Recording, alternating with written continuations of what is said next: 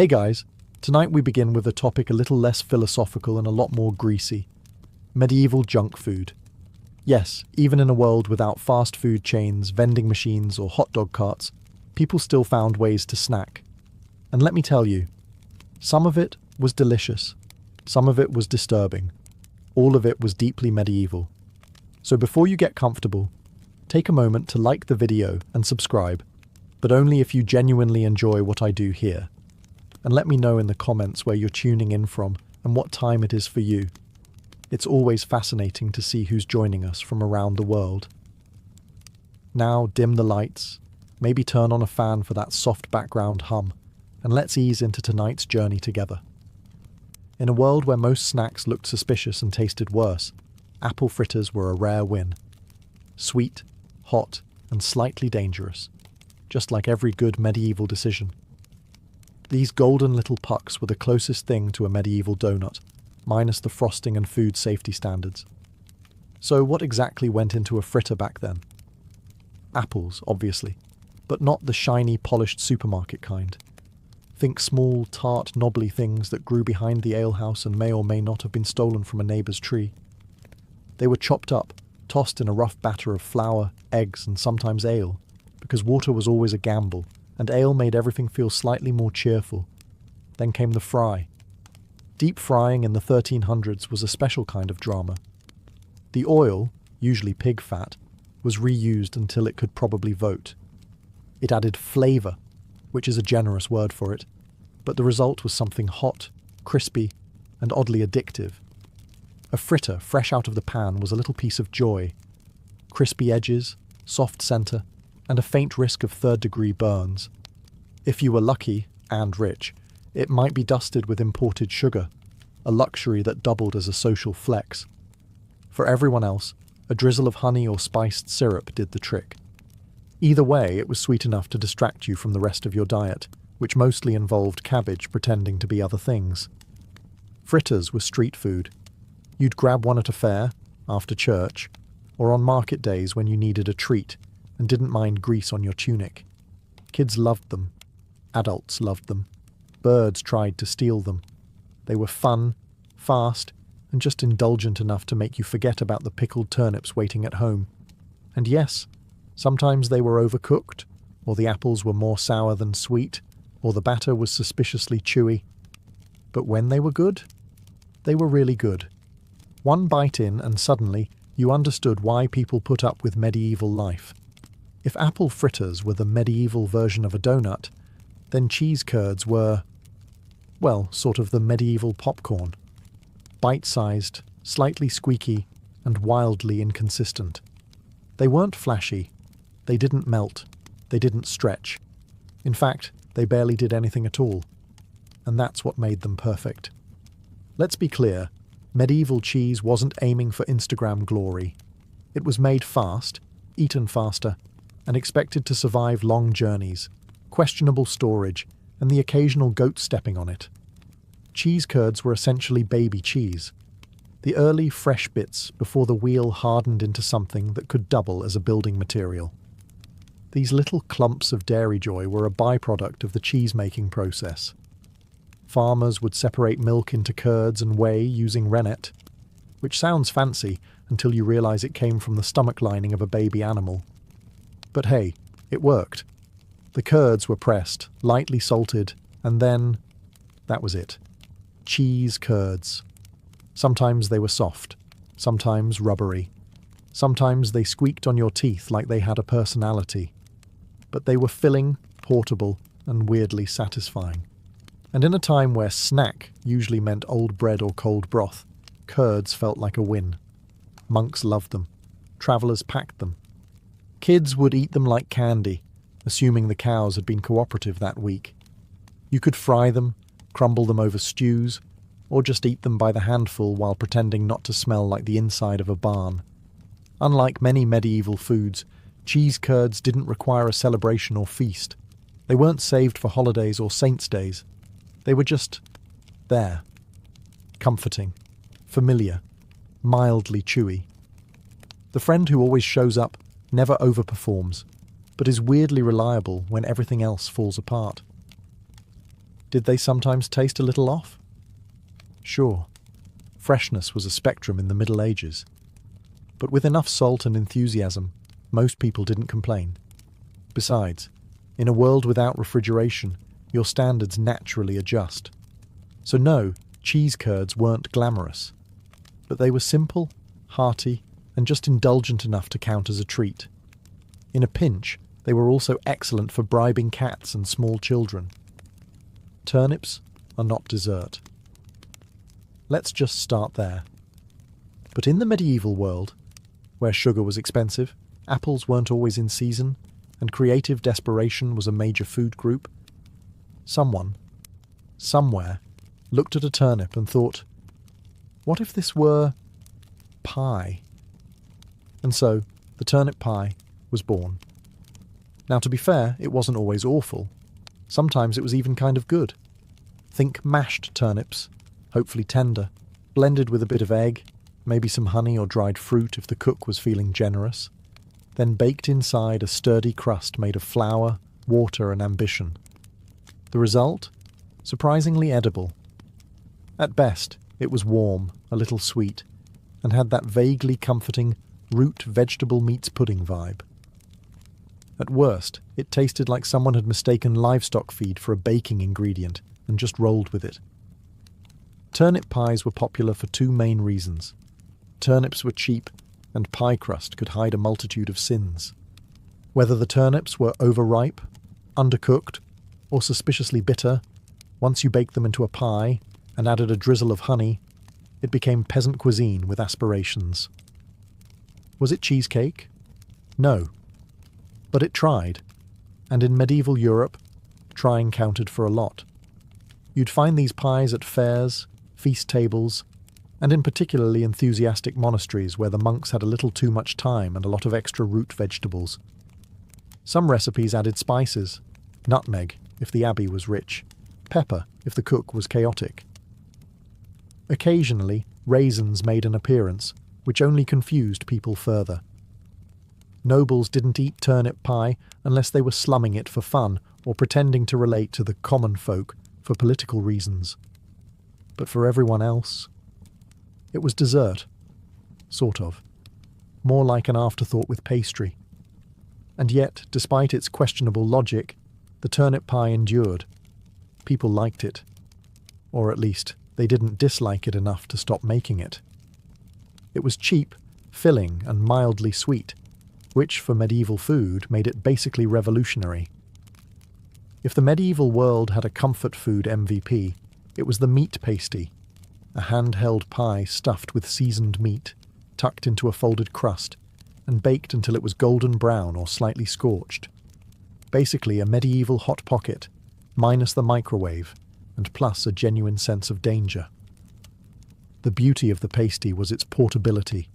You could eat it on the road, in the fields, or while watching a public execution, whatever the day demanded. Wrapped in a thick pastry crust, it stayed warm for a while and protected the contents from dirt, rats, and the occasional peasant sneeze. But let's talk about that filling. Meat, in this case, was a flexible term.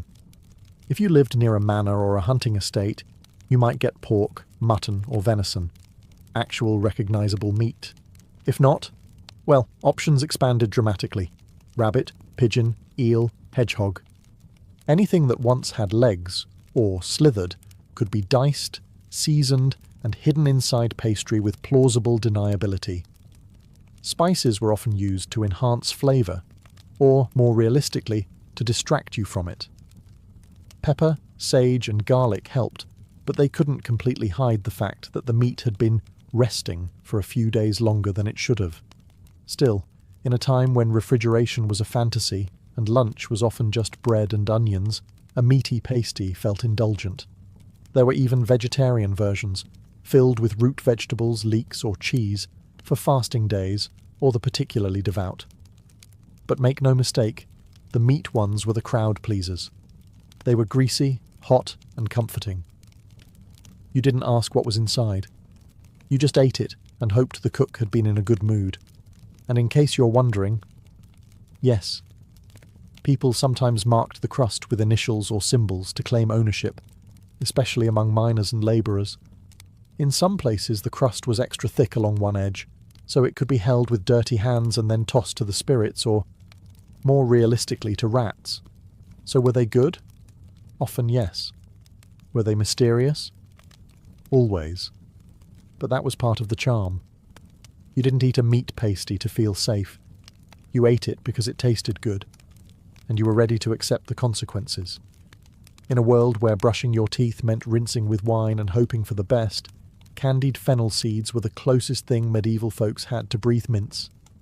Tiny, sugary, and vaguely herbal, they were part treat, part digestive aid, and part dental hazard, all wrapped up in a single, oddly satisfying crunch.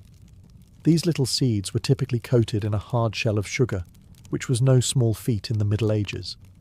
Sugar had to be imported, boiled, beaten, and poured by hand, meaning someone, somewhere, really believed in the potential of these tiny snacks. They were especially popular in noble households, where guests might be handed a small dish of them after dinner to freshen the mouth, and probably to distract from the mutton still clinging to their molars. Flavour-wise, fennel seeds had a strong, licorice-like bite. You either loved them or politely swallowed them whole and nodded in gratitude. The sugar coating helped, but there was always that unmistakable herbal kick, the kind of thing that makes you feel both fancy and slightly confused. Candied seeds also had a job to do: digestion. People believed fennel helped settle the stomach, especially after a heavy meal involving 3 types of bird and an alarming amount of mead. Think of them as the medieval version of chewing gum crossed with Tums, but with more potential to chip a tooth. And yes, they were hard. Like, crack your molar if you're too confident, hard. You didn't chew candied fennel seeds casually. You tested one first, gently, bit down slowly, listened for cracking sounds, then committed. It was a risk-reward situation every time. While the rich popped them like medieval Tic Tacs, common folk occasionally got their hands on knock-off versions, usually involving honey, crushed herbs, and vague optimism. Not quite the same, but good enough to pretend. In the grand lineup of medieval junk food, candied fennel seeds were small but mighty. They didn't fill your belly, but they left a pleasant taste in your mouth and gave the illusion of refinement, even if you were covered in mud and still had goose grease on your tunic. If medieval desserts had a golden child, it was the honey cake. Sweet, dense, and prone to sticking to everything except your expectations. Honey cakes were what happened when bakers got ambitious and sugar was still locked in a castle treasury. Honey was the sweetener of the people, assuming those people had bees, access to bees, or weren't afraid of climbing trees and getting stung in the face. These cakes were usually made with flour, water, and generous spoonfuls of honey, or at least what passed for spoonfuls in an era where spoons were mostly used to fight off siblings. The result? A firm, chewy slab that could either be a delightful snack or a makeshift doorstop, depending on how long it had been sitting near the hearth. Spices were sometimes added if the household was feeling wealthy or showing off. Nutmeg, cloves, or cinnamon could give the honey cake a bit of flair, and by flair we mean the ability to cause an entire village to talk about your recipe for a week. Dried fruits were also tossed in if they hadn't been stolen by the local children or turned into wine. Honey cakes were popular at feasts, festivals, and weddings, mostly because they could be made ahead of time, didn't spoil quickly, and could survive being dropped on the ground, stepped on, or thrown at someone in a mild food fight. They were also used as gifts, bribes, and occasionally passive-aggressive statements. Here, I made this for you. It's sweet, unlike your personality. Structurally, they weren't what you'd call delicate. Many resembled compact bricks. Slicing them required a sturdy knife and the quiet hope that no one was watching you struggle. Eating them was easier. Just don't expect a fluffy bite. These cakes were built for medieval life. Tough, durable, and coated in enough sticky honey to make your hands feel like you lost a battle with a beehive. But they were satisfying. They tasted like warmth and indulgence, like the rare moment you weren't chewing salted barley or chasing rats out of your cupboard. They were joy, wrapped in sugar, with just enough chew to count as cardio. Fried fish skin cracklings, possibly the most unexpectedly delightful snack to emerge from a culture that also thought eel pie was a good idea. These crispy, salty little strips weren't glamorous, but they were efficient. Waste not, want not. Especially when you're working with a fish that, frankly, smells like it's judging you. Let's be honest, no one set out to invent this. More likely, some thrifty cook was left staring at a pile of discarded fish skins and thought, what if we just fried it? A splash of hot fat later, and history was made. Or at least something vaguely edible was born. Fish skin was plentiful, especially in coastal towns, or near rivers where herring, cod, or whatever had been pulled out of the water was processed on site. The meat went to the stew pot, the heads went to the cat, and the skin? That got thrown into a pan of bubbling oil and sizzled into submission. The result was surprisingly addictive. A thin, crispy snack that crunched like a dried leaf, but tasted like concentrated ocean. A pinch of salt elevated the experience. A hint of garlic or herbs? Well now, you were flirting with culinary excellence. These cracklings weren't just tasty, they were practical. Lightweight, non-perishable-ish, and high in fat. Exactly what a medieval body craved after a day of hauling firewood or defending sheep from someone else's sheep. Soldiers packed them. Sailors lived off them. Peasants sold them outside taverns for a few coins and the satisfaction of feeding drunk people something louder than their conversation. Did they sometimes still have scales? Yes. Did they occasionally curl into weird shapes that made you question your life choices? Also, yes. But by medieval standards, they were downright elegant, crispy, flavourful, and unlikely to give you dysentery.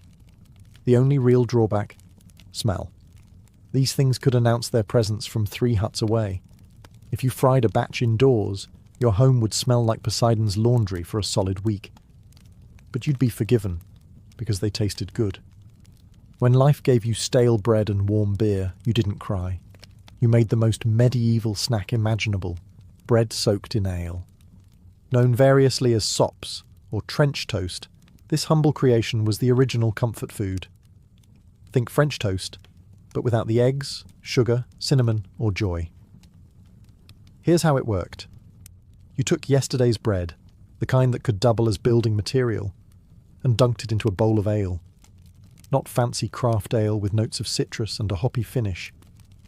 No, this was flat, low-alcohol medieval ale brewed in someone's smoky back room with the hygiene standards of a barn owl. The bread absorbed the ale like a sponge with trust issues. It softened, swelled, and transformed from a jawbreaker into something vaguely edible. Was it tasty? In the right light, with a good mood and low expectations? Yes, kind of. It was warm, bready, and carried the gentle bitterness of fermented grain, which is to say it didn't actively offend the palate. This snack was especially popular with the working class, people who didn't have time for multiple courses or cutlery, but still needed calories that wouldn't fight back. Bread soaked in ale was quick, hearty, and just messy enough to feel like a real break from your daily chores. Sometimes people added extras, a sprinkle of herbs, a bit of cheese, or a fried egg if the hen felt generous that morning. On feast days, you might even get sops soaked in spiced ale, which basically meant the cook found a nutmeg shaving somewhere and got inspired. And like many medieval dishes, this one had dual purpose. Not only was it food, it was also a way to stretch ingredients. Bread too stale to chew? Just soak it. Ale starting to turn? Pour it on bread and pretend it's intentional. Waste was for amateurs. The only downside? It didn't travel well. Once soaked, the bread turned into a kind of sloshy porridge cube. Eat it quickly, or risk ending up with a mushy sponge in your bowl and a 1,000-year-old food metaphor for disappointment. Still, for a chilly evening by the fire, nothing beat a slice of ale-bread mush and a moment of peace. If you've ever looked at a slice of bread and thought, this would be better submerged in alcohol, congratulations. You and the medieval upper class have something in common. Sops in wine were one of the more refined, red, bizarrely specific snacks of the Middle Ages. A dessert, technically, or perhaps an experience. The concept was simple. Take bread, ideally toasted or at least not completely stale, and dunk it in wine. Not just any wine, of course. Usually mulled, sweetened or spiced wine. Something warm, fragrant, and barely hiding the fact that it had been sitting in a clay jug since last harvest. Once the bread was sufficiently drenched, it was served as a soft, spoonable delicacy. Nobles called it elegant. Everyone else quietly wondered if the cook had just run out of ideas. This was not finger food. It was the kind of dish you ate with a spoon very slowly, while pretending to be interested in lute music. It appeared at banquets, late-night feasts, and the kind of awkward dinner where no one wanted to talk about politics, so instead they passed around soggy toast in a goblet. When done well, sops in wine were warm, comforting, and mildly intoxicating, a gentle end to a heavy meal. The wine added richness, the bread gave texture, and the spices made you feel like you were part of something fancier than it was. When done poorly, it was wet bread in a bowl. No amount of cinnamon could cover up the feeling that you were chewing on a medieval mistake. Sometimes dried fruits or nuts were added for flair, sometimes cheese, occasionally a whole egg. At that point, it stopped being a snack and became a culinary guessing game. Peasants made their own versions, usually using cheap vinegar or ale instead of wine. It wasn't dessert. It was dinner. Or breakfast. Or whatever you could call a meal that made you both full and confused. Still, sops in wine had staying power. They were warm. They were filling. And they gave medieval people a taste of indulgence, even if it did taste like sponge soaked in mulled regret. In the Middle Ages, dried fruit was a prized treat, sugary, exotic, and shelf-stable enough to survive an entire crusade. But let's be clear, this wasn't your modern trail mix with cute resealable packaging. Medieval dried fruit had one job: to last. Taste was optional. Texture, aggressively chewy. Dental damage, practically a guarantee. Let's start with the basics. You had your usual suspects: raisins, figs, dates, and if you were really fancy, imported prunes. These were fruits that had been sun-dried, smoke-dried, or in some cases, just forgotten on a windowsill until they no longer qualified as moist. They were wrinkled, tough, and alarmingly dense, kind of like an edible time capsule from last harvest. The upside? Dried fruit was sweet. Really sweet. Concentrated sugars turned these shriveled little things into medieval candy. Nobles loved them, monks hoarded them, and children treated them like rare loot from the kitchen. The downside? Chewing them was like fighting your own jaw muscles. Figs came with seeds that doubled as medieval dental floss. Dates were sticky enough to glue your molars together. Raisins stuck in your teeth for hours. There was no such thing as snacking quietly. Still, dried fruit had its moments. It was used in pies, added to porridge, or chopped up and thrown into honey cakes to create the illusion of variety. Rich folks might wrap them in pastry, drizzle them with rose water, or soak them in wine like they were trying to impress a guest from Florence. For commoners, getting your hands on dried fruit was a special occasion, usually a holiday, a wedding, or the one day a year someone remembered you existed. When that happened, you'd eat it slowly, respectfully, possibly while hiding in the barn so you didn't have to share. Storage was easy. Dried fruit didn't spoil quickly, and was often kept in little cloth sacks or clay pots. It hardened over time, yes, but that just turned it into a longer-lasting snack. Or possibly a projectile, if you were creative and had younger siblings. In short, dried fruit was sweet, luxurious, and faintly dangerous. It stuck with you, sometimes literally. You wake up hungry. You want something hearty, something fried, something that might bite back. Enter the blood pudding ball, a medieval snack so dense, so bold, so unapologetically iron-rich, it makes modern sausage rolls look like timid breadsticks. Born out of the noble tradition of using every part of the animal, these savoury spheres were proof that waste not, want not, even if what you're not wasting is blood. Let's unpack it. First, you collect fresh animal blood, usually pig. though honestly, any blood would do in a pinch. You then mix it with oats, onions, suet, that's beef fat, and spices. Once that morbid porridge reaches just the right level of grim stickiness, you shape it into balls and fry them in sizzling fat until the outside crisps up like it has something to prove. The result?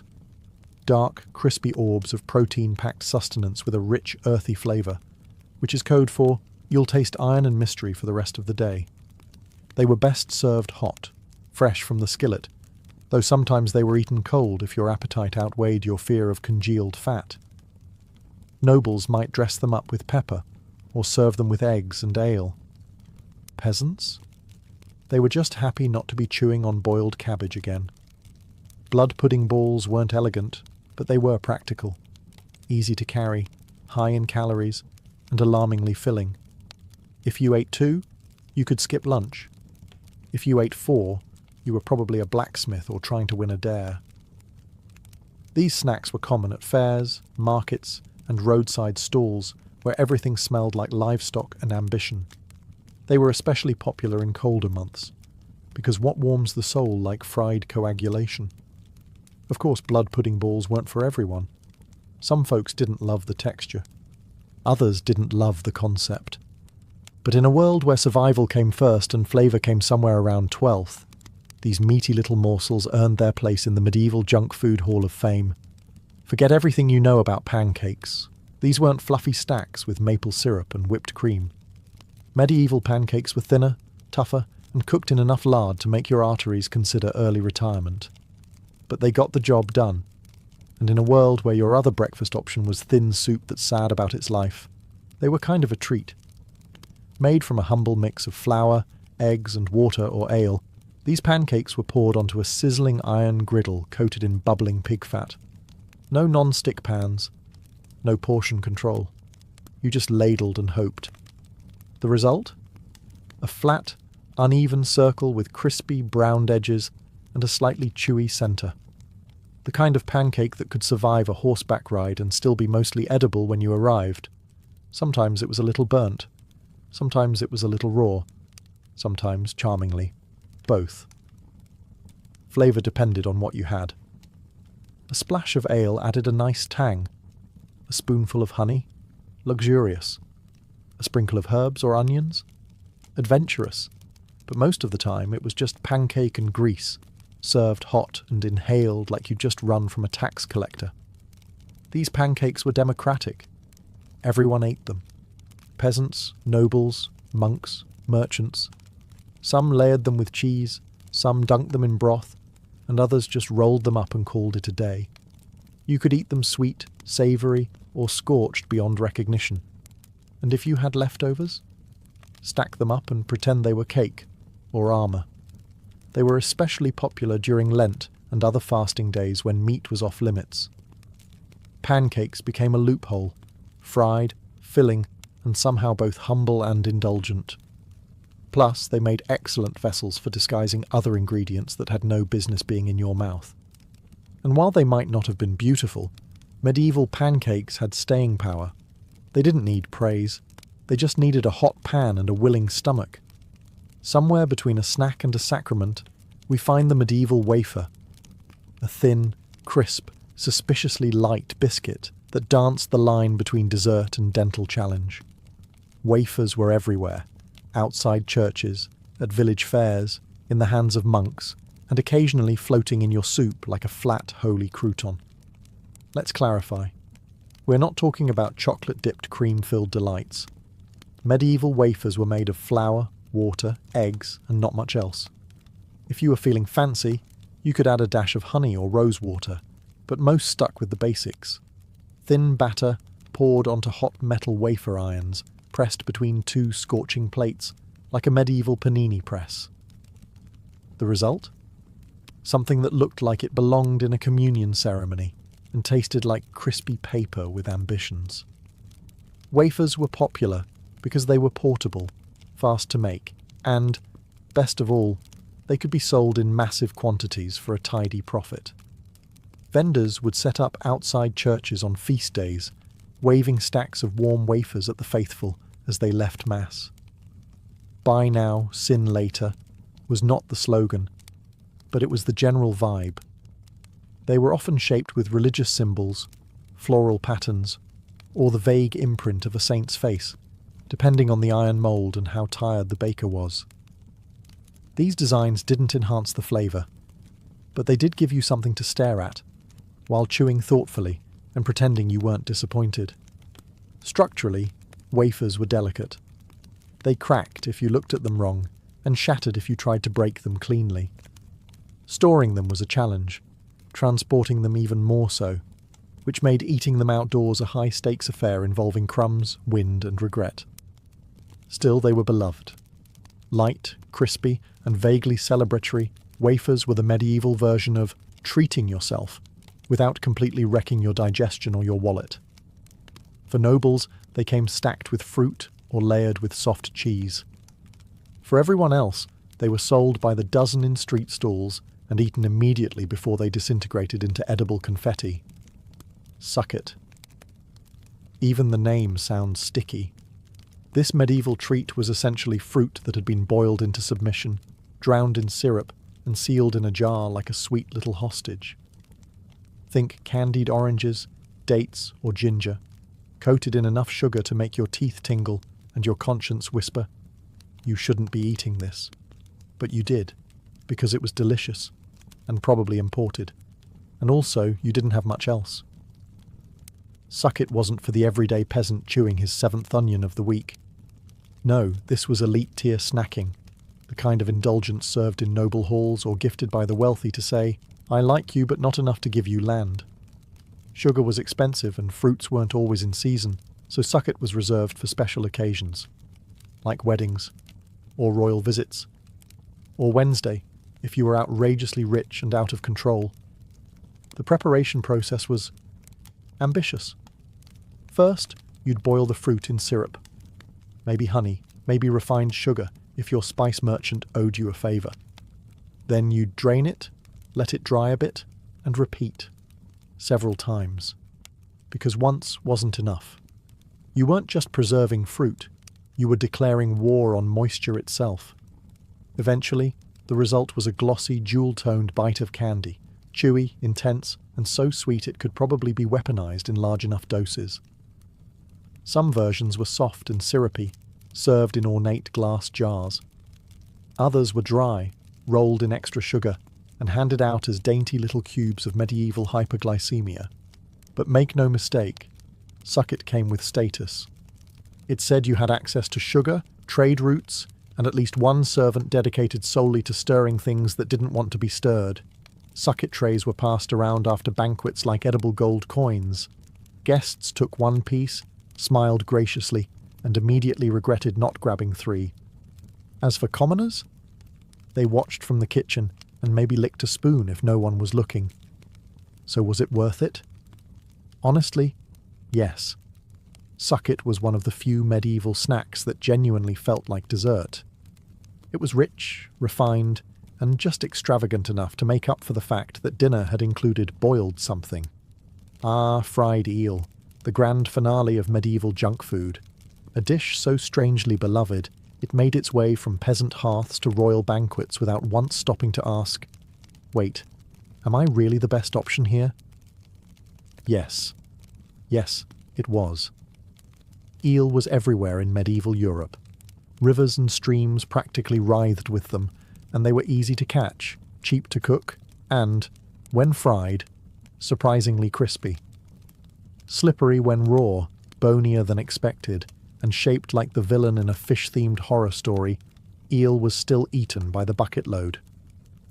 Why? Because it was tasty. And more importantly, it wasn't turnips. To prepare it, you'd first have to catch the eel, usually at night, when they slithered through shallow waters like sentient noodles. Then came the unpleasant task of skinning them, which was less like prepping a fish and more like wrestling a wet rope that didn't want to die. Once subdued, the eels were chopped, seasoned, if you were feeling bold, and tossed into hot fat until the skin crisped up and the meat firmed into something vaguely appealing. The finished product? A crunchy, savoury bite with a rich, slightly oily flavour, like if calamari and chicken had an identity crisis in a tavern kitchen. Fried eel was served at fairs, feasts, roadside inns, and, believe it or not, during religious fasts. That's right. Eel wasn't technically meat, so it slipped through the dietary loopholes like itself. Monks ate it. Nobles flaunted it. Kings had it stuffed into pies and paraded across banquets like the sea serpent it always wanted to be. Sure, it had bones. Lots of them. And yes, it occasionally wriggled long after death. But if you could get past that, and the haunting feeling that you were eating a villain from a cautionary folk tale, fried eel was genuinely delicious. Crispy skin, tender inside, and just greasy enough to make you feel like you were living a little too dangerously for a Wednesday afternoon. Today, it might seem bizarre. Back then, it was a delicacy, a slippery little miracle that kept bellies full and menus weird. In the ancient world, Mesopotamia stood at the crossroads of mystery and mythology, and nowhere was this more evident than in how they viewed dreams. To the Sumerians, Akkadians, Assyrians, and Babylonians, a dream wasn't just a private, meaningless experience. It was a divine telegram, a supernatural email sent directly from the gods to the subconscious, and ignoring it? That was like leaving a message from Enlil unread. Dangerous. By around 2500 BCE, Mesopotamians had developed a full-blown system of dream interpretation, recorded on clay tablets in cuneiform script. These weren't bedtime novelties. They were used in statecraft, medicine, and religious rituals. Kings would delay wars if a troubling dream suggested bad omens. Farmers wouldn't plant crops if they saw a goat fly across the sky in their sleep. The world, they believed, was constantly speaking. It was your job to listen with your eyes closed. Professional dream interpreters, called Baru priests, were the ancient equivalent of Freudian analysts, minus the couch.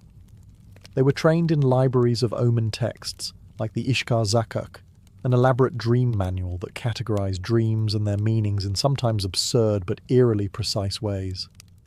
Dreaming of eating dates? Good omen. Dreaming of your teeth falling out? Expect death in the family. Dreaming of sex with a goddess? Well, congrats. You're either divinely favored or cursed with arrogance. These dream books didn't claim to guess meanings. They presented cause and effect, as if dreams were equations. A equals B. See a snake? Expect betrayal. Fall from a rooftop?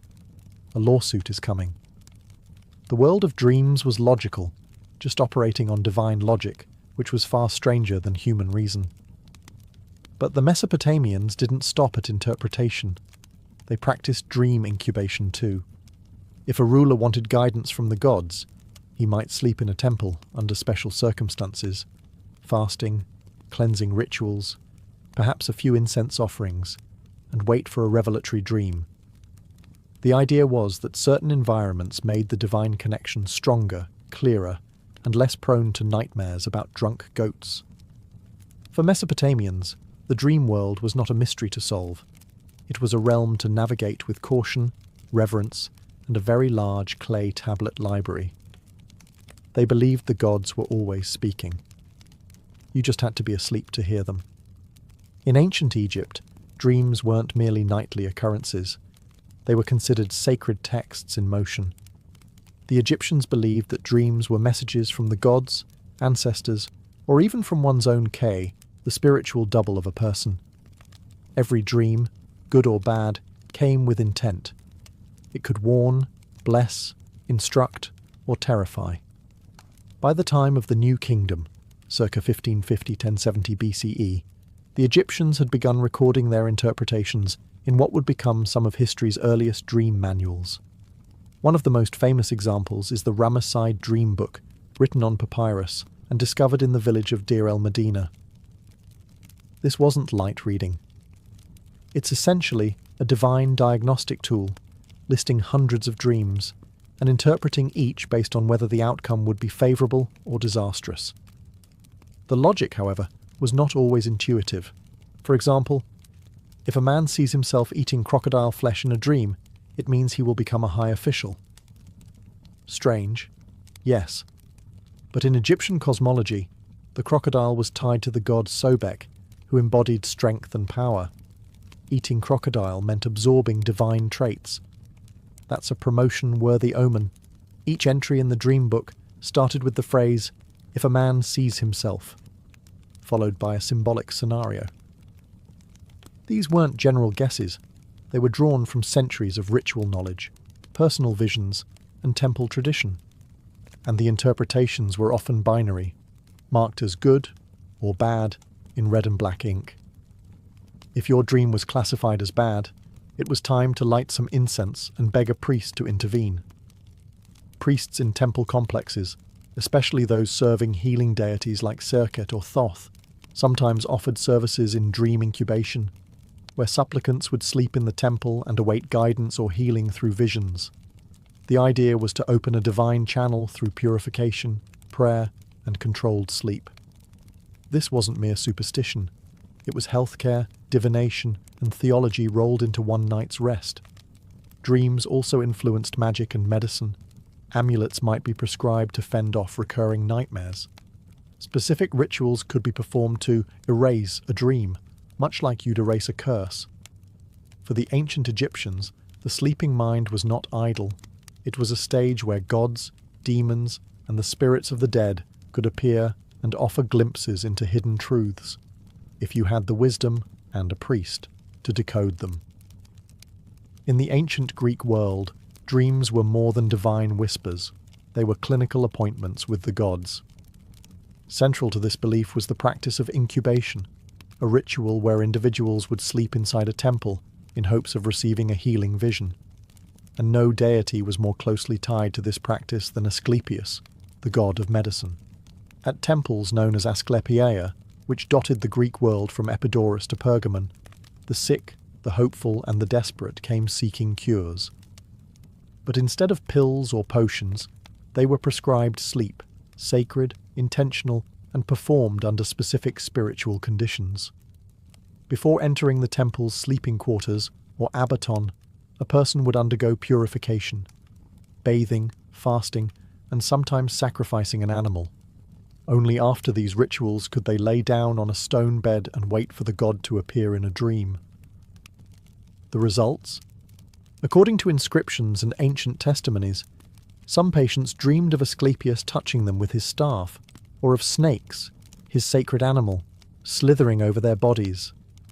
They would awaken healed, or at least believe they had received divine instructions on what to do next. Whether these dreams were real, psychosomatic, or placebo-driven, the effects were profound. Greek physicians, including Hippocrates, acknowledged the value of dreams in diagnosis. They didn't dismiss them as nonsense. In fact, they believed the body could reveal its state through symbolic visions. A dream of flowing water might suggest kidney issues. A dream of being crushed could point to a chest ailment. In Hippocratic texts, dreams were often classified as either natural or divine. Natural dreams were caused by diet, digestion, or emotional stress. Divine ones? A whole other category, direct messages from the gods or the cosmos. But not all dream interpreters wore white robes and carried scrolls. The oneirocratai, or dream readers, were the real stars of the public square. Using dream manuals, omens, and an enormous supply of interpretive flair, they translated dreams into warnings, blessings, or instructions. The most famous of these guides was the Oneirocritica, written by Artemidorus of Daldis in the 2nd century CE, a book still studied centuries later. In Greece, the dream wasn't just a nighttime experience, it was a bridge between mortal and divine, body and soul, illness and healing, and if you were lucky, you'd wake up with a cure, and maybe a snake curled at your feet. Throughout the ancient world, one category of dream carried more weight than all others: the prophetic dream. These weren't just messages, they were warnings, revelations, or calls to action. For cultures spanning Mesopotamia, Egypt, Greece, and beyond, prophetic dreams were sacred transmissions from a higher plane, direct links to gods, fate, or the mysterious mechanisms of the cosmos. In the ancient Hebrew tradition, Prophetic dreams were a recognized and respected channel of divine communication. The Old Testament is filled with examples. Think of Joseph, son of Jacob, who dreamt of sheaves of wheat bowing before his own, a symbol of his future rise to power. Later, as an interpreter of Pharaoh's dreams in Egypt, he predicted 7 years of plenty followed by 7 years of famine. That one dream, of cows, fat and thin, altered the course of Egypt's economy. Joseph didn't just read dreams. He became a national strategist by doing so. Likewise, in Mesopotamia, kings often received dreams that foretold victory, disaster, or divine favour. The Assyrian king Ashurbanipal claimed he saw the gods in his dreams, guiding him to success in war and governance. Prophetic dreams were seen as confirmation that a ruler had divine legitimacy, essential in a world where the line between king and deity was thin. The Greeks too recognized this prophetic potential. Dreams were categorized. Those from the subconscious were called enhypnia, but those that revealed truth were called oniroi alethinoi. These were not taken lightly. Before major decisions, founding a city, declaring war, launching a voyage, Greek leaders often consulted dreams or those trained to interpret them. Dreams were so revered that they had their own minor deities, the oniroi, winged spirits who entered the sleeper's mind with messages from the gods. Even the Romans, typically more pragmatic, took prophetic dreams seriously. The Emperor Augustus was said to have dreamt of future glory, and even Nero consulted dream interpreters during his reign. Perhaps not enough, considering how that turned out. The Roman general Scipio Africanus, before defeating Hannibal, reportedly had a dream of victory sent by the spirits of his ancestors. In ancient societies, prophetic dreams weren't side notes. They were tools of power, instruments of policy, and evidence of divine selection. The fate of nations, the health of empires, and the rise of legends often began with something as simple as a whispered vision in the dark. While Greek Asclepian temples are the most famous, ancient dream incubation was not exclusive to Greece. In Anatolia, modern-day Turkey, dream healing thrived in a rich blend of Hittite, Phrygian, and later Greco-Roman traditions, with temples and sacred sites dedicated to facilitating contact with divine forces through sleep. The most fascinating example comes from the cult of Men, a Phrygian lunar god associated with healing, cycles, and, naturally, dreams. His temples often sat on hills, facing the night sky, as if positioned to catch lunar messages beamed down into the dreams of supplicants. People suffering from physical ailments, spiritual unrest, or uncertainty about their futures would come to these shrines to practice incubation, ritual sleep with the hope of receiving a curative or guiding dream. The process was similar to what we saw in Asclepian practices, but Anatolian incubation had its own twists. Worshippers would sometimes walk labyrinth paths or sleep beneath celestial carvings, believing their proximity to sacred geometry would focus divine messages. Music, incense, and chant were often used to tune the sleeper's mind to the divine frequency. This wasn't sleep for rest, it was sleep as spiritual reception. Texts from the region also mention dream priests, spiritual specialists trained to guide and interpret these visions.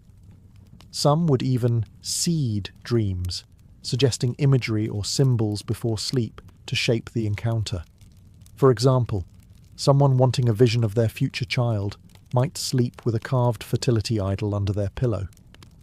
If they dreamt of a lion, the priest might declare that a brave son was on the way.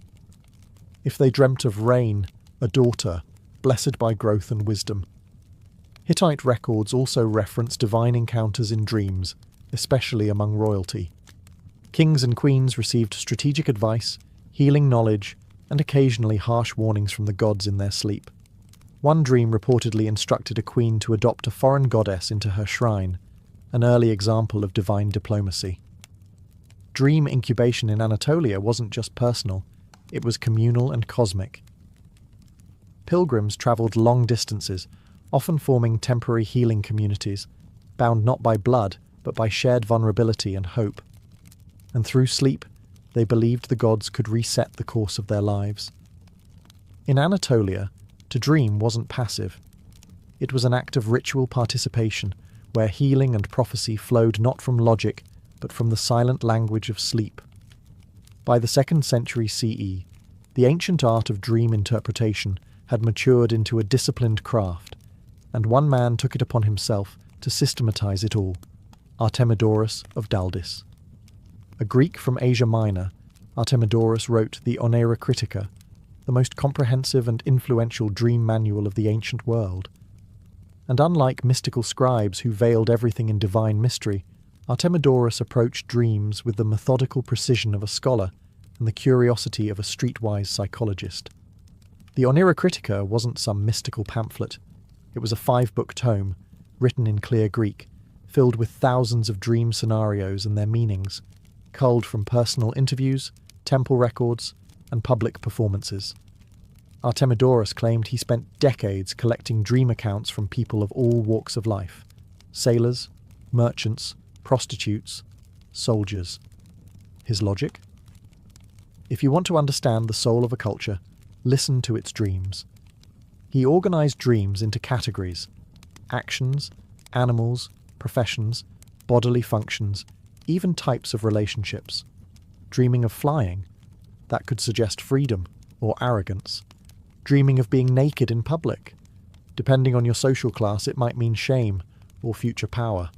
Dreaming of teeth falling out, that meant a loss, usually of relatives. That one seems to have stuck through the centuries. But what makes Artemidorus unique is that he emphasized context. Unlike earlier dream books, which gave static meanings, Artemidorus stressed the importance of the dreamer's status, gender, occupation, and current life circumstances. A wealthy man dreaming of a shipwreck meant business troubles. A poor man dreaming of the same thing might find new fortune. Interpretation wasn't one-size-fits-all. It was tailored, almost like early psychotherapy. Artemidorus also tackled symbolism head-on. He understood that dreams used metaphor and irony.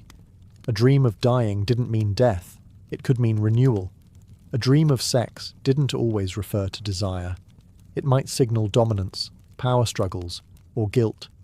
His interpretations walk a strange line between deeply logical and incredibly bizarre.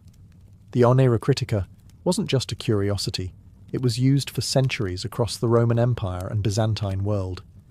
It influenced medieval dream interpreters and was translated into Arabic, keeping the flame alive long after classical temples fell. With Artemidorus, the dream became a text to be studied, decoded not just for prophecy, but for insight. He may not have believed dreams came from gods, but he certainly believed they came from somewhere deep, strange, and worth exploring. Not all dreams in the ancient world were gifts from the gods. Some were terrors from the depths, dark, haunting visions believed to come from restless spirits, demonic forces, or even the underworld itself. These weren't seen as mere bad nights of sleep. They were warnings, punishments, or omens of things to come. The Babylonians were among the first to differentiate dreams of divine origin from those that came from malevolent forces. If a dream caused fear, illness, or distress, it was considered polluted, and a priest would be called to perform apotropaic rituals, cleansing spells, offerings, or symbolic actions designed to neutralize the dream's effect. For example, if someone dreamed of being chased by a demon, the interpreter might recommend sleeping with a protective amulet under the pillow or burning cedarwood incense to ward off evil spirits. The Egyptians also had a well-developed idea of nightmare prevention. Certain dreams were believed to be caused by malicious entities, including the dead. Amulets bearing the Eye of Horus, or images of Bez, the dwarf god who protected households from dark forces, were worn to guard against these attacks. Some people even recited dream-erasing spells upon waking, treating the nightmare as a contagious curse that had to be spoken out of existence before it could manifest in the physical world. In Greek thought, nightmares often signified a message not from the Olympians, but from chthonic deities, gods of the earth and the underworld. Hades, Persephone, and even the terrifying Erinyes, Furies, could appear in dreams to express divine displeasure or signal a crime left unpunished. Dreamers who ignored these warnings did so at their peril. The philosopher Plato, in the Republic, even described the dream as a battleground between reason and appetite, where the lower parts of the soul ran wild. For him, the nightmare was not just a spiritual warning, but a psychological one, an indication that your inner self was out of balance. Even the Romans, practical as ever, feared dreams of certain animals, like owls, snakes, or wolves, as signs of impending death, betrayal, or war. They believed the dead could visit the living through dreams, sometimes to warn, sometimes to accuse. In every culture, nightmares were more than bad dreams. They were seen as cosmic red flags, reminders that the seen and unseen worlds were always connected, and that even in sleep, there was no true escape from fate. In the ancient world, dreams weren't just spiritual, they were political assets. Rulers, priests, generals, and prophets often weaponized dreams to justify decisions, sway public opinion, or consolidate authority. When the gods spoke in sleep, those in power were quick to say, "They spoke to me." Take Alexander the Great, for instance.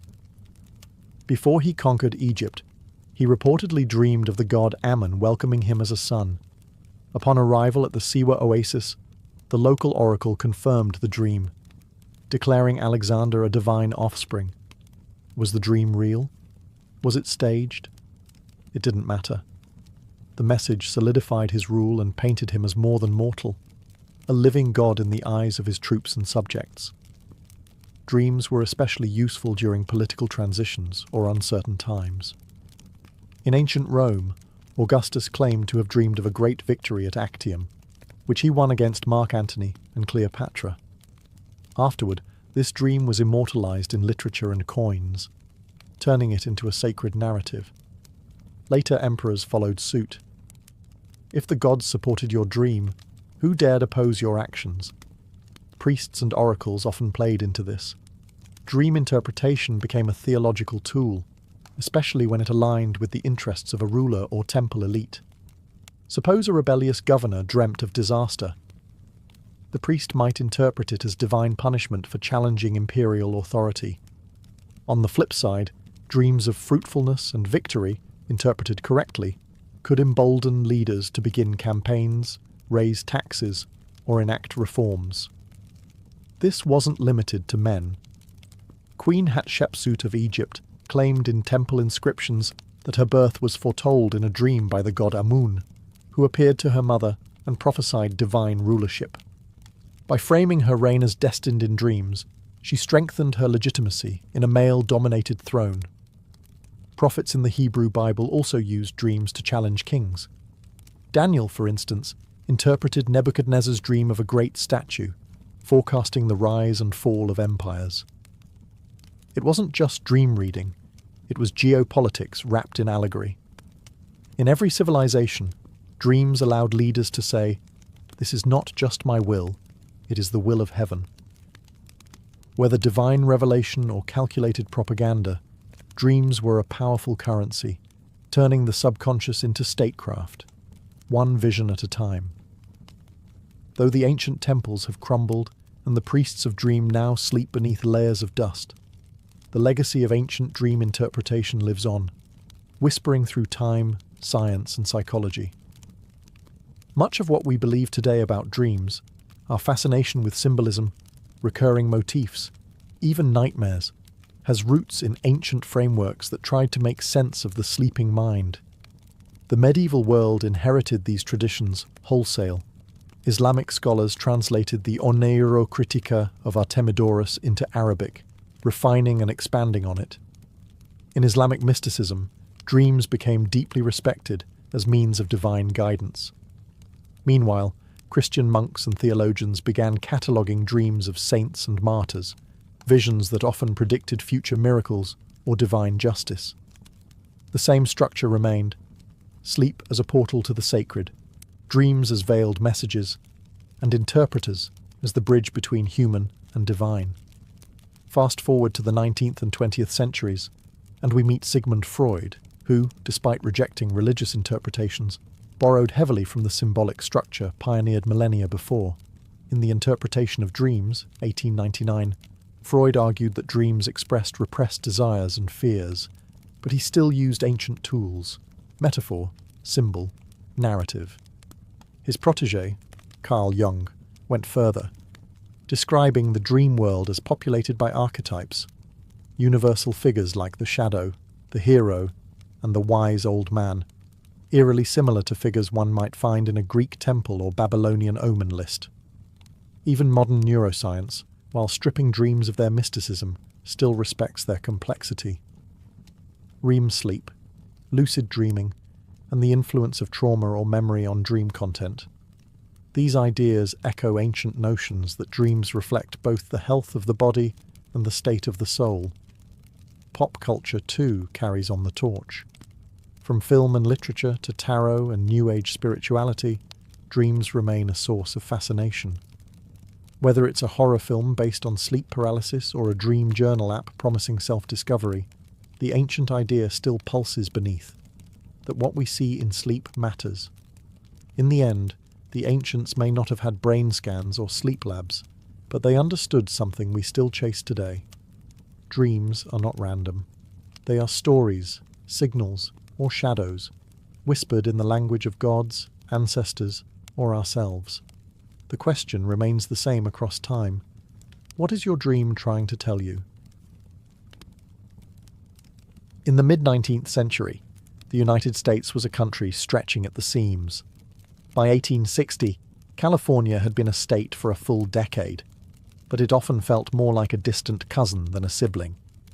The eastern half of the country buzzed with cities, telegraphs and railroads, while the western frontier remained rugged, remote, and painfully disconnected.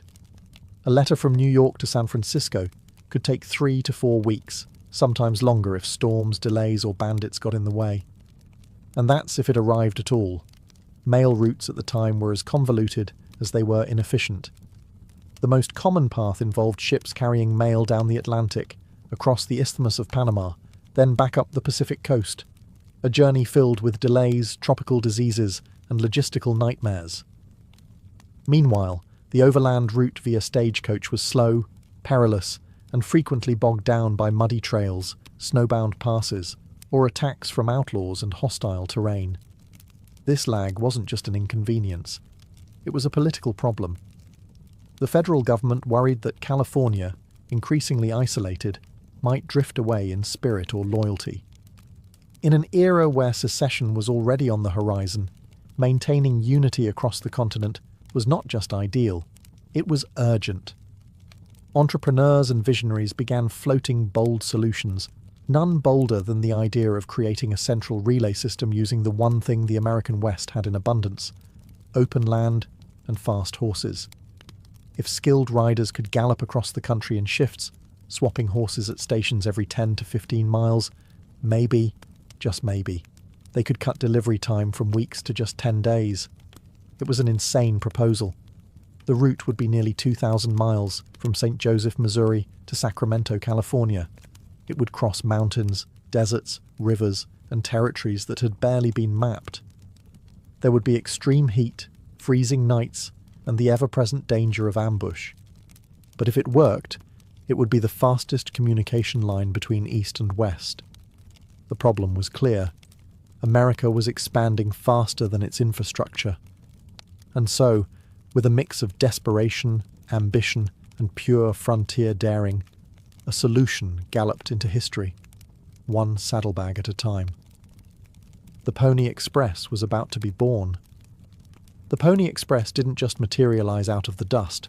It was the brainchild of 3 ambitious businessmen from the freight and stagecoach firm Russell, Majors and Waddell. Based in Missouri, the trio, William H. Russell, Alexander Majors, and William B. Waddell, were already veterans in the overland shipping world.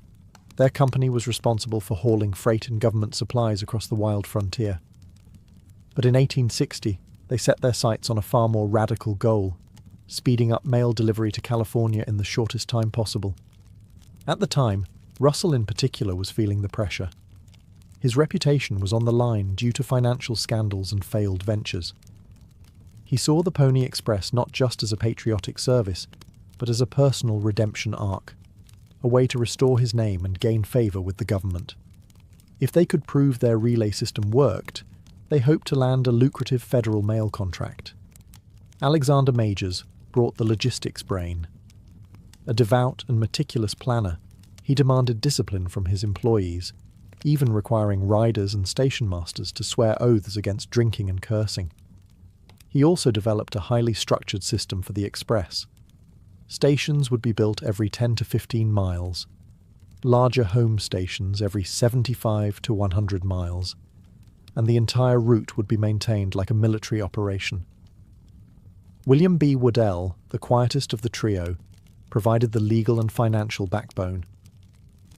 While Russell was the salesman and Majors the operational genius, Waddell kept the books and ensured the company stayed afloat, at least for a while.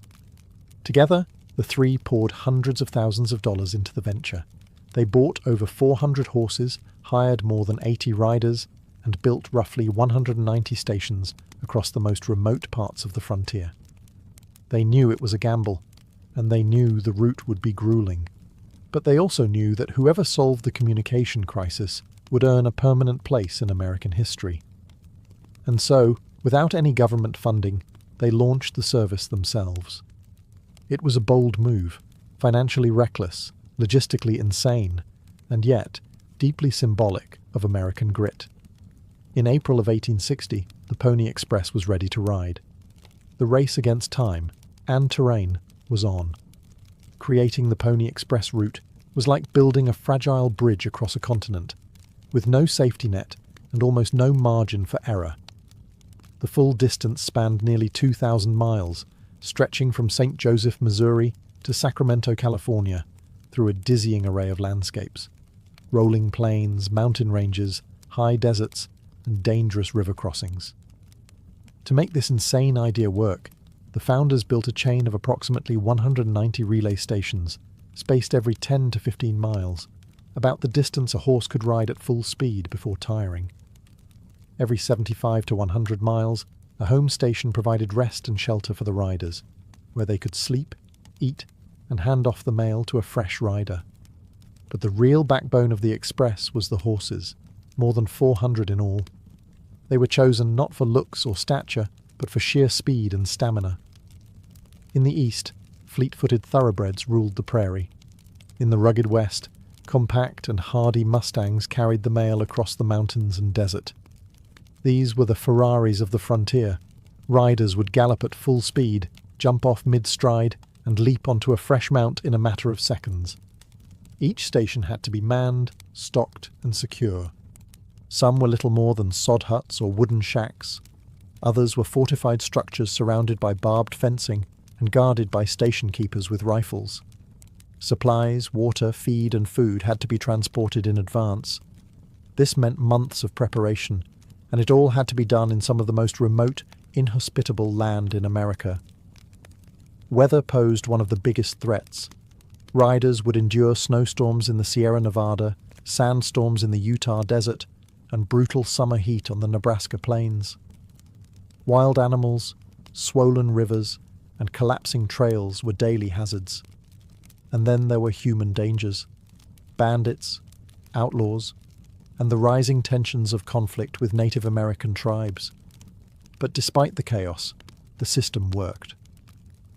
With riders swapping every 75-100 miles, and fresh horses every 10-15, the mail flew across the continent in as little as 10 days, a revolutionary speed at the time.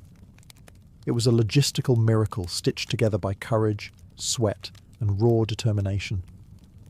In a land where miles meant isolation, the Pony Express stitched together a fragile thread of connection, one hoofbeat at a time. On April 3, 1860, the Pony Express made its historic debut.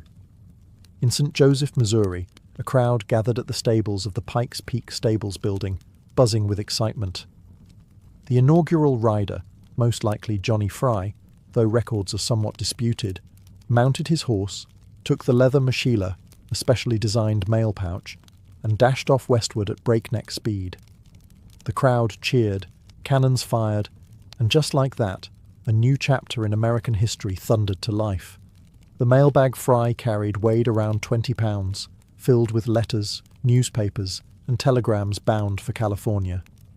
A telegraph message had already been wired from Washington, D.C., and would now travel the rest of the way on horseback, symbolizing the union of technology and raw human effort. At the same moment, a counterpart in Sacramento rode eastward, launching the bidirectional relay. Between them stood nearly 2,000 miles of wilderness, 190 stations, and some of the harshest terrain North America had to offer. And they planned to cross it in just 10 days. Each rider on the route carried the mochila from one station to the next, leaping off a lathered horse and onto a fresh one in under 2 minutes. The mochila was ingeniously designed. It had 4 locked pouches and could be quickly slipped over the saddle horn without unstrapping anything. Speed was everything. Riders were expected to maintain a pace of 10 miles per hour, even in the dead of night, through rain, snow, or hostile territory. Despite the chaos, the first ride succeeded. The mail from Missouri reached Sacramento in 9 days and 23 hours. A triumph. Newspapers hailed it as a miracle of modern communication, and the legend of the Pony Express was born almost overnight. Though only a few letters rode in that first mochila, the symbolic impact was immense. It wasn't just about getting mail from point A to B. It was about possibility, about proving that this wild, fractured continent could be connected, that man and horse could outpace isolation. For the riders, it was the beginning of a dangerous, thrilling chapter. For the nation, it was a taste of something new, instant communication, faster than anyone thought possible. The West had just gotten a little smaller. The lifeblood of the Pony Express wasn't the horses, the stations, or even the mochila. It was the riders, a band of young, wiry daredevils who defied weather, wilderness, and war to deliver the mail. They weren't just couriers. They were living legends in the making. The typical Pony Express rider was no older than 18, often closer to 16. They were light, usually under 125 pounds, so as not to weigh down the horses. Speed and endurance were everything. The now famous recruitment ads allegedly read, "Wanted, young, skinny, wiry fellows not over 18. Must be expert riders, willing to risk death daily. Orphans preferred." While the wording is likely apocryphal, the spirit behind it was absolutely real. These young men rode 75 to 100 miles per shift, changing horses at every station but never resting until they'd passed the mochila to the next rider. They often rode at night, through torrential rain, snowstorms, or scorching heat. They carried revolvers and rifles, but against bandits or hostile attacks, their best defense was speed. Many of them travelled alone, unarmed, relying entirely on their ability to outrun trouble. Some riders became folk heroes. Pony Bob Haslam once rode 380 miles in under 2 days to deliver mail during a violent Paiute uprising, despite being wounded by arrows. William Buffalo Bill Cody, who would later become a Wild West showman, claimed to have ridden for the Express at age 15, though historians debate the accuracy of that tale. Regardless, the reality was already dramatic enough. Riders had to navigate the Rocky Mountains, cross the Great Basin Desert, and brave territories where the slightest mistake could mean freezing, drowning, or vanishing without a trace. And yet, the service maintained an astonishing reliability rate. Even in the harshest conditions, only one mochila was ever lost. Despite the danger, many riders loved the job. They were paid well for the time, $100 to $150 per month, a small fortune for a teenager, and they relished the thrill, the speed, and the sense of purpose. They weren't just riding mail, they were stitching the country together. The riders of the Pony Express were more than messengers. They were symbols of American courage, endurance, and tenacity, galloping through myth and memory with every hoofbeat. And for 18 unforgettable months, they proved that no frontier was too wide to cross. Riding for the Pony Express wasn't just a job, it was a daily gamble with death. The riders faced a gauntlet of perils that would have made most grown men turn back. And yet, these mostly teenage boys pressed forward, through nature's wrath, armed enemies, and a land that often seemed determined to swallow them whole. One of the most persistent threats came from the environment itself. Riders braved blizzards in the Sierra Nevada, blistering heat across the Nevada desert, and sudden thunderstorms that could flood river crossings or turn dirt paths into impassable muck.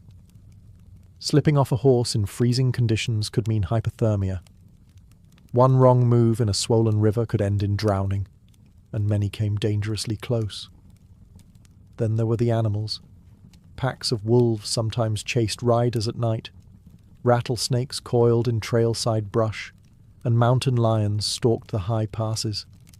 But even more dangerous than wildlife were the bandits and bushwhackers who knew that a rider's mochila contained valuable letters, some even laced with gold dust or money orders. Though the riders carried revolvers, they were outnumbered, and stopping meant risking both life and mission. Tensions with Native American tribes also boiled over during the Pony Express's brief existence.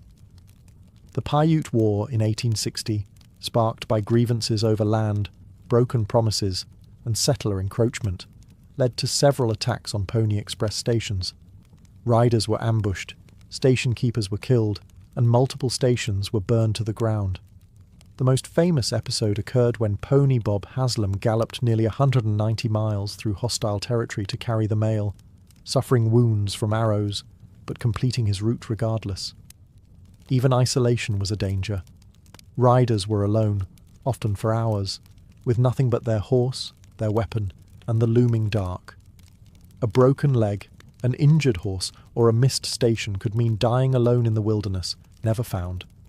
And yet, they rode. Despite all this, the system endured. Mail was delayed, but rarely lost. Riders were occasionally wounded, but they almost always made it through. In 18 months of operation, only a handful of men were killed on the job. The Pony Express wasn't a fantasy of the Wild West. It was a brutal, often terrifying reality. But in surviving these dangers, the riders became legends, proving that even the most unforgiving terrain could be tamed, if only for long enough to deliver the mail. Though the Pony Express only operated for 18 months, its impact on the United States was swift, far-reaching, and undeniably profound. In a country teetering on the edge of civil war and desperate to feel unified across its vast landscape, the Express proved one thing loud and clear: distance was no longer destiny. Before the Pony Express, it took weeks for letters to travel from the East Coast to California. Important political decisions, commercial deals, and personal news often arrived too late to matter. But with the Express, mail could reach San Francisco in just 10 days. Suddenly, Californians were no longer out of sync with the rest of the country. Businesses grew bolder. Newspapers could report near real-time updates from across the nation. Families felt closer. And most importantly, the Union felt more connected, which would become critical as the Civil War loomed. Politically, the Express also reassured the federal government that the West was within reach. It symbolized national strength and cohesion at a time when fragmentation felt dangerously close. President James Buchanan received regular updates from California during the tense months leading up to Lincoln's election, in part thanks to the Express. Economically, it helped lay the groundwork for transcontinental infrastructure. The stations built across remote territory became future sites for railroads, telegraph lines, and stagecoach routes. Many Pony Express routes would later be absorbed into more permanent communication systems. What was once a bold gamble became the blueprint for how America would connect itself coast to coast. And culturally, the Pony Express became the embodiment of frontier spirit. Newspapers romanticized the riders, creating instant heroes. Young men across the country dreamed of taking the reins, galloping through danger with a saddlebag full of destiny. The Express became mythologized, even as it operated, capturing the imagination of a country hungry for symbols of courage and unity. Even after it ended, the Pony Express continued to shape American identity. It represented speed, courage, sacrifice, and above all, possibility. In just over a year, it managed to do what steamships, Congress and diplomacy had failed to do: make a fractured, sprawling nation feel like one. The Pony Express didn't just deliver mail, it delivered the future, one gallop at a time. For all its daring and triumph, the Pony Express was doomed from the start. It wasn't a matter of failure, it was a matter of technology. As fast as a horse could ride, nothing could compete with the speed of a wire. Just 2 days after the Pony Express officially launched in April 1860, construction began on the Transcontinental Telegraph, a coast-to-coast communication system that would transmit messages in minutes rather than days. The telegraph poles and lines advanced steadily westward from the Missouri River and eastward from California. Every mile of wire spelled another nail in the coffin of the Express. By October 24, 1861, just 18 months after the first ride, the final telegraph wire was strung across the country. The system went live, and the connection was instantaneous. That very same day, the Pony Express carried its last letter. The silence of hoofbeats was replaced by the rhythmic click of Morse code. But even before the telegraph, the Pony Express was bleeding money. Despite its legendary performance, it was a commercial disaster. Russell, Majors and Waddell had poured more than $700,000 into the operation and barely recouped a fraction. With no federal subsidy and high operational costs, horses, riders, station upkeep, and supply logistics, the Express was never a sustainable business model. It was built as a proof of concept, a bold advertisement for a mail contract that never fully came through. Russell himself faced financial scandal, and the company began to collapse. By the time the telegraph was completed, the Express was already on its last legs, heroic, beloved, but completely obsolete. Yet the end came with little bitterness. The very goal the Pony Express set out to prove, that rapid coast-to-coast communication was possible, had been achieved. Riders turned to other frontier jobs, stations were repurposed or abandoned, and the nation turned its eyes to the future. The fall of the Pony Express was not a failure, it was a passing of the torch. The horse gave way to the wire, just as the wire would later yield to radio, satellites, and the internet. But for one brief, shining moment, America watched in awe as teenage boys and powerful horses conquered time and distance. In a world obsessed with speed, the Pony Express galloped into legend and left hoofprints no telegraph wire could ever erase. Though it lasted only 18 months, the Pony Express galloped straight into the mythology of the American West, becoming one of the most enduring and romanticized stories in the nation's history.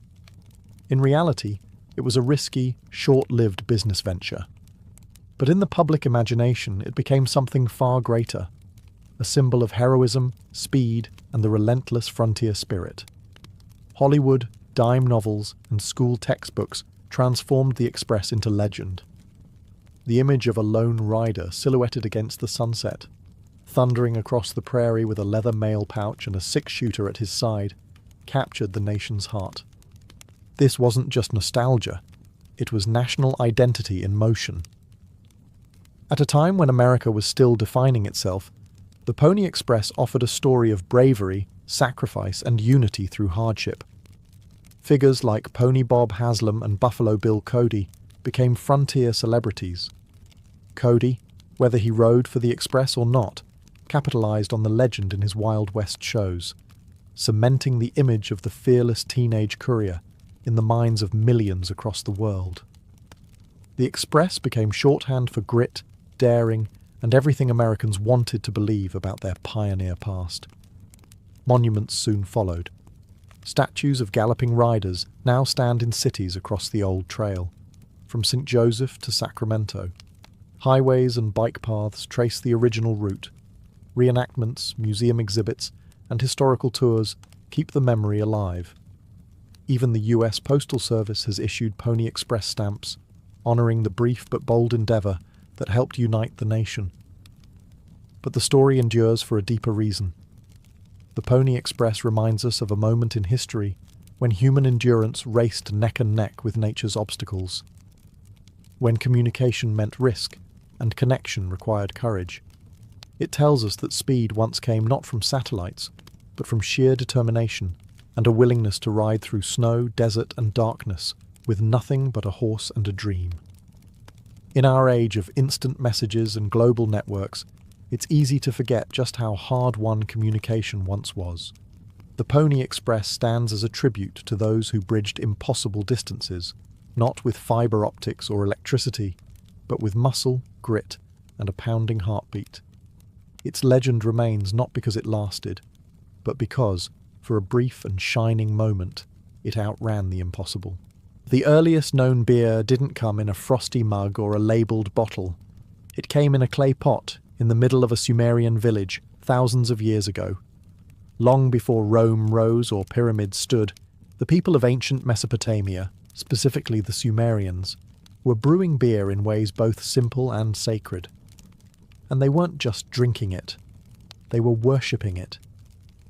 Beer, in Sumerian society, wasn't just a casual beverage. It was a staple food, a form of currency, a religious offering, and a symbol of civilization. It's no accident that the oldest written recipe in human history is not for bread or soup, but for beer. Found on clay tablets dating back to around 1800 BCE, the hymn to Ninkasi praises the goddess of beer while simultaneously laying out brewing instructions in verse. Ninkasi wasn't a minor deity, she was revered. To brew beer was to invoke her presence. The brewing process was both practical and poetic. Sumerians would bake a special bread called bapir, made of barley, and often mixed with honey or dates. This bread was then crumbled into jars of water and left to ferment naturally. The result wasn't anything like modern beer. It was thick, cloudy, and low in alcohol, more like a nutritious gruel, and it was essential to daily life. Water in the ancient world was often contaminated, but beer, thanks to its fermentation process, was safer. It was rich in calories and nutrients, and it became a vital part of the diet for labourers, priests, and royalty alike. Workers on temple projects or irrigation ditches were frequently paid in beer rations, which could amount to several litres a day. Socially, beer was a communal experience. Rather than drinking from mugs, people often gathered around large ceramic vessels and drank through long reed straws, filtering out the sediment. It wasn't just about getting drunk, it was about bonding, surviving, and even honouring the gods. In many ways, beer helped define what it meant to be Sumerian. It was embedded in rituals, law codes, agriculture, and economics. It was liquid civilization, both a daily necessity and a sacred act. And it set the stage for brewing cultures across the ancient world, from the banks of the Tigris to the shores of the Nile. If the Sumerians gave beer its spiritual beginning, the Egyptians industrialized it. By the time the Old Kingdom was rising along the Nile, beer had become more than a sacred drink. It was a pillar of Egyptian society, woven into everything from daily meals to divine offerings and funeral rites. Egyptian beer was brewed on a scale that dwarfed earlier methods. At large temples and palace complexes, massive breweries operated as part of the state economy. In fact, beer production was often overseen by religious institutions. The Egyptians believed beer was a gift from Osiris, god of agriculture and fertility, and it featured prominently in ceremonies honouring deities such as Hathor, the goddess of music, fertility, and joy, frequently associated with intoxication and revelry. The brewing process was similar to that of the Sumerians, but had evolved in both technique and scale. Bread made from emmer wheat or barley was partially baked, crumbled into large vats, and mixed with water. Dates or honey were added for sweetness, and the mixture was left to ferment in ceramic jars. The resulting beverage was thick, unfiltered, and highly nutritious, sometimes consumed with a spoon rather than sipped. Beer wasn't just for the living. Tombs were stocked with jars of beer for the afterlife, alongside loaves of bread and meat. Beer was considered so essential that no respectable journey to the next world could be imagined without it. Recipes for the dead, lists of beer offerings to the gods, and murals showing the brewing process all highlight its spiritual weight. But beer also fueled the labour economy. Workers who built the pyramids weren't slaves. They were paid labourers, and part of their daily rations included beer, sometimes up to 4 litres a day. This wasn't an indulgence. It was hydration, nutrition, and morale all in one. One archaeologist even called it the ancient Egyptian energy drink. The state maintained strict control over production and distribution. Taxes were levied in beer, and its quality was regulated. Women, especially priestesses and temple workers, were often involved in brewing, reinforcing its connection to both domestic life and sacred power. In short, beer in Egypt wasn't a side note. It was central. It nourished the people, pleased the gods, and filled the tombs. And like the Nile itself, it flowed through every part of Egyptian life. Across ancient civilizations, beer wasn't just a drink, it was divine communion. Its frothy presence was invited into temples, funerals, and festivals. Fermentation was not seen as a chemical process, but as a mystical transformation, a gift from the gods that turned simple grain into sacred liquid. To brew beer was to interact with the spiritual world, and to drink it was to partake in something more than sustenance. In Sumer, the goddess Ninkasi embodied this connection. Her hymn was both prayer and instruction, an act of devotion and a manual for sacred brewing. Rituals likely began with chants to invoke her presence before fermenting began. It's possible that the final beer was shared as part of temple offerings, given to priests and even poured out in libation to the gods themselves. In Egypt, the spiritual use of beer was woven even deeper into the religious fabric. Temples brewed their own beer for daily offerings, sometimes dedicating hundreds of jars at once. During the annual festival of drunkenness, worshippers celebrated the myth of Sekhmet, the lion-headed goddess of destruction who was tricked into drinking beer dyed red to resemble blood. The result? Her bloodlust was sedated, and humanity was saved. It's a powerful tale of how beer was literally seen as a force that could tame divine wrath. Priests and priestesses played active roles in the brewing process, and many religious texts mention specific ritual brews intended for ceremonies. The presence of beer in funerary rites was also key. It was believed to sustain the soul on its journey to the afterlife. Some tomb inscriptions even list precise beer offerings alongside prayers and hymns. Outside the temples, seasonal festivals often involved large-scale communal drinking. These were not casual parties. They were acts of connection between the human and divine realms. Whether celebrating a harvest, honouring the dead, or marking a solstice, beer helped blur the line between the mundane and the mystical. Even in later cultures, like the Hebrews or the Hittites, beer retained spiritual undertones. While wine gained favour in elite rituals, beer remained tied to fertility, the earth, and the working class, maintaining its ancient role as a sacred and grounding force. In the ancient world, drinking beer wasn't just about thirst. It was about aligning yourself with cosmic rhythms, with gods, nature, and the cycle of life and death. Beer wasn't just a product of civilization, it may have been a cause of it. Some historians and archaeologists now argue that the desire to brew beer was one of the driving forces behind early agriculture and settlement. While grain was certainly grown for bread, the possibility that humans began cultivating cereals in part to make beer is gaining increasing scholarly support. If true, beer isn't just a byproduct of civilization, it's one of its founding pillars. In ancient Mesopotamia, where organized farming first took root, evidence suggests that barley, one of the earliest domesticated grains, was prized not just for food, but for its fermentable sugars. Once harvested, barley could be stored, ground, and used in both bread and beer production. And unlike water, which was often polluted, fermented beer was safe to drink and could be stored longer. This made it essential for early communities, especially in arid or semi-arid regions, where water supplies were unreliable. Beer production also necessitated a level of social organization. Brewing required tools, storage vessels, controlled temperatures, and precise timing. This encouraged division of labour, technological innovation, and even early science. Clay tablets show that ancient brewers understood fermentation processes well enough to replicate them consistently. No small feat in an age without thermometers or yeast packets. In urban centres like Uruk and Babylon, breweries became part of state and temple economies. Rations of beer were distributed to workers, soldiers and bureaucrats. Taxes could be levied in grain or beer. And because beer was tied to both the economy and religion, its production was closely monitored and regulated.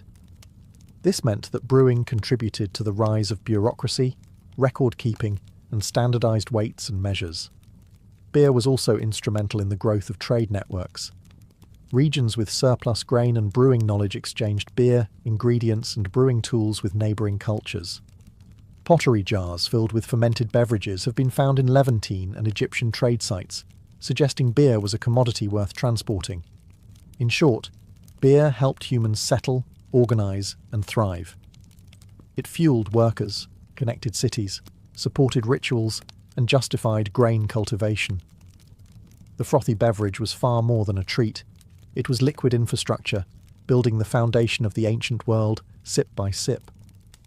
Long before breweries were industrialised or recipes were written down, beer was the domain of women. In many ancient cultures, brewing was not a male-dominated profession, but a household art practiced almost exclusively by females. And far from being a humble kitchen chore, brewing was seen as a sacred and skilled craft, passed from mother to daughter like an heirloom recipe. In Sumerian society, beer was so entwined with femininity that even the goddess of brewing, Ninkasi, was female. This wasn't symbolic. It reflected the reality that Sumerian women were the principal brewers in both domestic and temple contexts. Brewing and baking were often done side by side, and in the early days, both involved fermentation. While men oversaw politics and trade, women made the food and drink that sustained the household and society. In Egypt, women continued to dominate brewing, especially in the home. Beer was brewed in clay vessels using lightly baked loaves of grain, water, and flavourings. The process was labour-intensive but routine. Many women brewed daily or weekly, not just for family consumption but for sale or trade in local markets. In wealthier households, female servants or workers managed small-scale breweries. Tomb paintings and hieroglyphs often depict women brewing, straining, and storing beer, highlighting their central role in this key part of life. Women were also heavily involved in brewing for temples and rituals. Priestesses and temple workers often oversaw sacred batches meant for offerings or religious festivals. In some regions, being a brewer was a source of social status and spiritual influence. These women weren't just cooks, they were custodians of divine tradition. Over time, as societies grew more stratified and beer became commercialized, men began to dominate public brewing. But in the earliest chapters of beer's history, women held the reins. They developed the methods, managed the ingredients, and safeguarded the knowledge. Interestingly, echoes of this tradition survived into the medieval period. In Europe, many early brewers were alewives, women who made and sold ale from their homes. Some wore tall hats to be seen in the marketplace, a detail that would later be twisted into the stereotypical image of a witch. But in the ancient world, a woman with a brewpot wasn't suspicious. She was respected. She nourished gods and mortals alike, one bubbling jar at a time.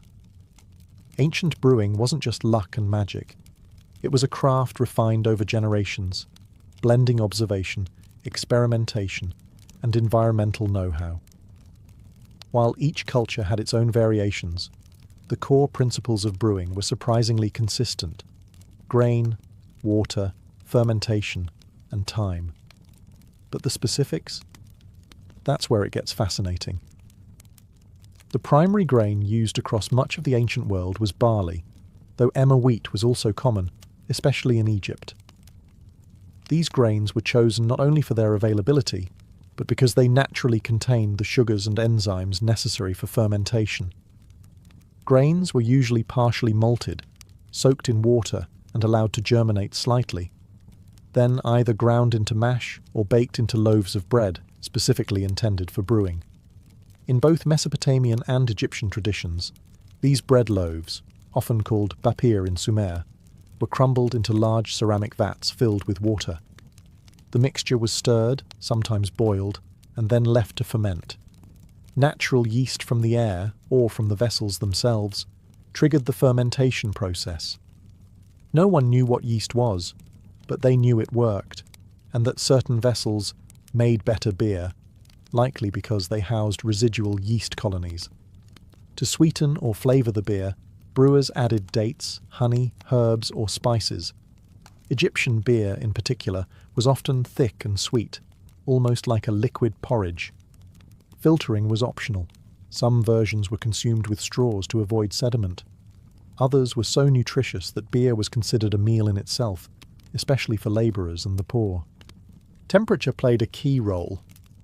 In hot climates like Egypt and Mesopotamia, brewers timed their work carefully and used cool storage pits or shaded courtyards to control the environment. In some cases, beer was aged in sealed clay jars, while in others it was meant to be consumed fresh. Brewing tools included large clay vessels, wooden paddles, woven sieves, and sometimes stone hearths for heating. Everything was made by hand, and every batch was slightly different. But the knowledge was passed down orally or ritually, preserved through repetition, song, and prayer, like the hymn to Ninkasi. Far from primitive, ancient brewing techniques were sophisticated adaptations to local climates, grains, and cultural preferences. They reflect not just culinary skill, but an intimate relationship with nature, time, and transformation, a kind of alchemy where grain and water became a sacred social elixir. As beer became central to daily life, its role expanded far beyond the household or temple. In many ancient civilizations, beer was not just a beverage, it was currency, commodity, and economic engine. From workers' wages to state taxes, beer was woven directly into the fabric of ancient commerce. In Mesopotamia, beer was a key component of the ration system. Workers, including builders, farmers, and even scribes, received daily portions of beer as part of their standard pay.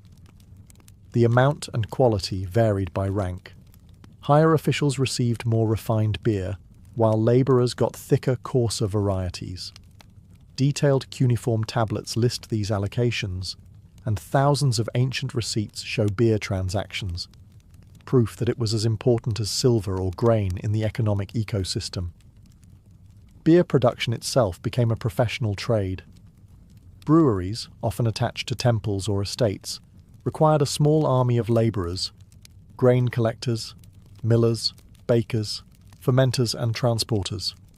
Some regions specialised in beer production, creating regional styles and establishing localised trade routes. These beers weren't bottled and shipped as today, but they could be moved in ceramic jars sealed with wax or cloth. Traders bartered beer for other goods like wool, pottery, and olive oil. In Egypt, the picture was similar. Beer was produced on an enormous scale in both urban centres and rural estates. Breweries were often attached to state granaries, and their output supported workers, soldiers, and temple activities. Beer was taxed, tracked, and stockpiled like any strategic resource. In hard times, beer even became a bartering tool in place of scarce currency. Beer also played a role in long-distance trade. Clay vessels with residues of barley-based brews have been found as far apart as the Levant, Cyprus, and Nubia, suggesting that fermented beverages were exchanged alongside luxury items. While wine would eventually dominate elite markets, beer remained the people's drink, embedded in every transaction from village markets to temple distributions. Its portability and perishability made beer a uniquely local economic product, but one with national importance. Its production supported farmers, artisans, merchants, and priests alike. It was both daily sustenance and state infrastructure. In short, ancient beer wasn't just consumed, it was counted, traded, stored, and spent. It helped build pyramids, fund temples, and sustain empires. A mug of beer may have cost a few copper coins, but behind it stood a microcosm of civilization. In the ancient world, beer was the great equalizer. Everyone drank it, but not everyone drank the same kind. Just as with food, clothing and language, beer reflected and reinforced the rigid social hierarchies of the time. While commoners sipped thick, hearty brews for survival, the elites turned beer into a status symbol, a ritual offering, and sometimes even a political tool. Among the Sumerians and Akkadians, workers were issued daily beer rations. Their brews were dark, unfiltered, and dense, more stew than drink, but incredibly nourishing. These were functional beers, meant to sustain labourers in hot, arid conditions. Yet even here, there was variation. Some tablets mention at least 9 distinct types of beer, ranked by quality and purpose. The better versions were often reserved for scribes, priests, or administrators, showing that beer was already being used to draw class lines. In Egypt, the contrast was even starker.